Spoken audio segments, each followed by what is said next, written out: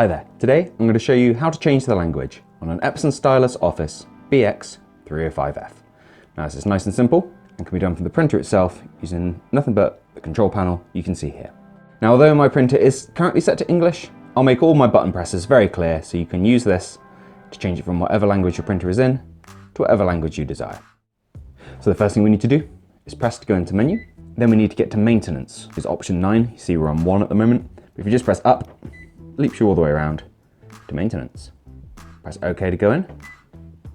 Same trick again, the language setting is right at the bottom, so we press up, and it takes you to option 12, language. You see, we're set to English currently, but if we press OK, the arrow that was there changes to this up-down arrow, and we can just use this to go up and down, find the language we desire, and then press OK when we're done. Now you've seen it change back to that right-hand arrow. You know the language is set. You just return to the main menu again and carry on printing. Now I hope you found this video useful. If you have, let me know with a like. If there's anything else we can help with, let us know in a comment. Otherwise, thank you for watching. We'll see you in the next one. Take care. Bye-bye.